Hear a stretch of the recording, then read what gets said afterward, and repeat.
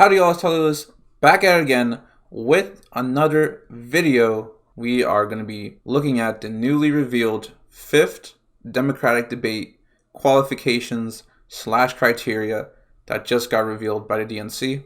And we're going to be looking at what the qualifications themselves say, how the Democrats are looking, and especially how our boy Andrew Yang is going to be doing, and what his chances are of qualifying for this 6th Democratic debate in December. Here we have this political article, and it says DNC raises thresholds for December debate. So we just finished off the October debate, and the November debate isn't for like another month, but we already have the December debate qualifications and the date. Looks like the December debate is going to be held December 19 in LA. So here we go. To make the December debate, candidates must hit 4% support in at least 4 DNC-approved polls. That's not just any poll. Those are specifically DNC-picked, hand-picked, approved, however you want to say it, polls of primary voters nationally. Or it looks like hit 6% in 2 approved early state polls. If they can't hit 4% in 4 different polls, alternatively, they would need to hit 6% in 2 polls in the following states: Iowa, New Hampshire, Nevada, or South Carolina. So it looks like that's what they got to do if they want to be invited to the debates in December. And as well, there is a donor threshold that they have to meet, which is 200,000, but we know our boy Andrew Yang has soared past that. I think as of early October, he announced something like almost or above 300,000 individual donors, so that's fantastic, obviously. Looks like only the top 3, Biden, Warren, and Sanders, have actually qualified and booked their spot to the December debates. So it looks like Tom Steyer is another one, billionaire Tom Steyer, by the way. Have to point out he's a billionaire because he spent a boatload of money on TV ads, internet ads, Twitter ads, Facebook ads, reportedly 100,000 per day just on ads to get his name out there. And then that's the kind of advantages you can get when you're a billionaire like Tom Steyer. You can kind of buy your way to people's hearts, I guess, like the voters' hearts and minds. So there you go. And yeah, that's the requirements. 6% in 2 early polling states and 4% in 4 different polls that are DNC approved, of course. Just looking at recent polling averages, looks like Buttigieg and Harris are going to qualify through are very shortly going to qualify through the 4% 4 poll criteria. And as for the rest of the candidates, nationally, they don't seem to be doing too hot. And yes, that includes our boy Andrew Yang, unfortunately. But with Andrew Yang specifically, it is he's in it for the long run. It's a marathon, not a sprint. If we look at individual early polling states, Steyer, Harris, around 3%, Klobuchar, if I'm saying that right, around 4%, Gabbard at 2%, Yang at 2% in the most recent Iowa poll. Let's take a look at New Hampshire. We have the candidates outside the top 5 not doing too hot. We look at South Carolina. Okay, we have Steyer actually beating Buttigieg in South Carolina, so it seems like Steyer could potentially, I'm assuming the end date to qualify for the December debate is about a week before the actual debate. So there is so much time. We're talking almost 2 months for these candidates to get the polling requirements. So with that in mind, things could change fairly quickly. And the candidates that are polling low nationally and in the early states, they could somehow make it. I mean, just look at Klobuchar. She qualified for the 5th debates, and many of the Yang gang thought she was dead in the water. Not just the Yang gang. Most people have counted her out already. But she has somehow slithered her way into the next 7 debates. And who knows, maybe that could happen again. As for our boy Andrew Yang, we have him at 4% in the most recent South Carolina poll. So that could be somewhere he could pick up a 6%. As for Nevada, Steyer and Yang sitting at 4 and 3. That is another state that Yang could potentially pick up 6% in. Who knows? We're going to have to see. Just to confirm, the following candidates have qualified for the... Oh, wait, no. We're looking at the 6th debate. Just to clarify, the following candidates are the only ones who have qualified for the 6 debates so far. We have Biden, Sanders, and Warren. They have both met the 4 poll criteria, the early state criteria, and the donor criteria. And just to remind y'all, you need a donor criteria and one of either the 4 poll criteria and the early state polling criteria. Buttigieg, Harris, Steyer, and Yang have actually met the donor criteria. As for the 4 poll criteria, Buttigieg has 3, Harris has 3, Steyer has 1, Yang has 0.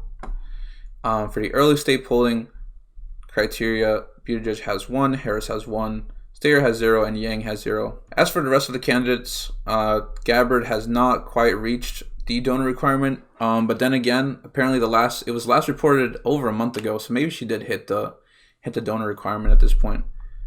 O'Rourke hasn't hit it yet. Klobuchar, these numbers are so old.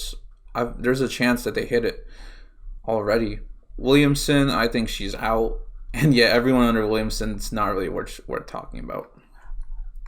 So yeah, this is definitely going to cut down the field of candidates. I don't think we're ever going to see 12 candidates again.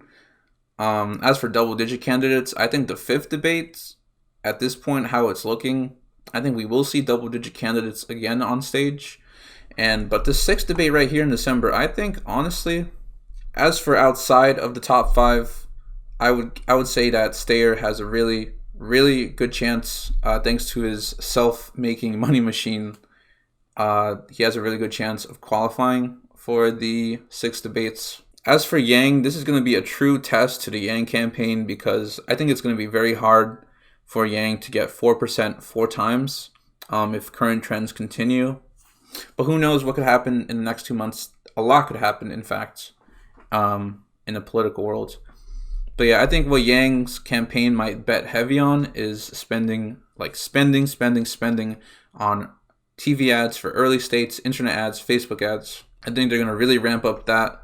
And especially we have Yangapalooza, the huge November 1st Iowa event. That could potentially increase Yang's numbers. What's great about this criteria requirement by the DNC for early states, Yang doesn't need to get 6% per state. He can actually end up getting 6% in Iowa twice.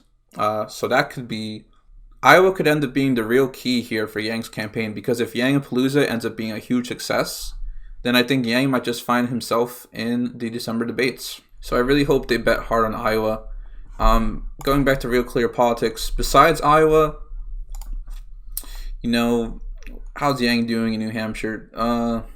Recently just got 1, but he did just get a 5 in New Hampshire, so we got to watch out for New Hampshire. Definitely should be a bigger push in New Hampshire. And I think that was a qualifying poll too. If it had happened to be 6%, of course. Yang is doing around 3 in Nevada, so he's going to have to double his support within the next 2 months in Nevada. And as for South Carolina, Yang got recently a 4. Okay. So actually, maybe Iowa isn't the sole winner. I think Yang should just focus on all early states, in fact. And he could just end up walking away with 6% in 2 different states. Or the same state. And yeah, that's pretty much what Yang has to do, what the Yang campaign has to focus on. And just going to the Yang 2020 website real quick, I want to remind y'all to donate, because the Yang campaign does have a 1.5 million stretch goal, or not a stretch goal, but just goal in general that they want to meet by the end of October. And this 1.5 million will go specifically to funding advertisements in early states for the television, for internet, and all that. And yeah, Yang's gonna really need us to donate. So if you're watching, please consider donating even $1, because that could really help in the long run. But yeah, that is a quick look at the DNC December debate qualifications and criteria. This is going to be an interesting next 2 months as we see which candidates start frantically trying to do what they can to qualify, and which candidates, actually end up making it to the debate stage. I'm really, really hoping there's no, surprise candidates rising. Like, I don't want to see double-digit candidates again. I thought we weren't going to see double-digit candidates again in November debates, but looks like we are again. So I really hope the Democratic field actually gets cut down in the December debates, because a smaller stage, less candidates for viewers to choose from, that can only be helpful and empowering to Yang and Yang's campaign. So yeah, hopefully soon the Democratic race actually starts heating up. And yeah, I will be looking forward to covering all the new polls as they release. Hopefully Yang's polling numbers start going towards an upwards trend as the campaign starts to work around the DNC requirements and kind of figure out the best way to get Yang's polling numbers up. But like I said in the last video, as long as Yang is making it to these debates, then he is good to go, and there's nothing to worry about. But yeah, that's pretty much it for me. If you're watching this in the day, I hope you have a good day. And if you're watching this at night, I hope you have a good night. Thank you so much for watching. Thank you for all the support and the love. And thank you for everyone that tuned into the live stream last night. It was a lot of fun. And I honestly think I'm going to do that sometime again soon. I think my friend is definitely down for part 2 to that little Andrew Yang sit-down discussion. If you didn't actually get to watch the live stream or you missed it, I will actually link it in the description. So yeah, if you want to watch it, go ahead. We actually had some really interesting discussions. But yeah, like I said, that's it from me. I've been Detective Lewis, and I'll see y'all later. Peace.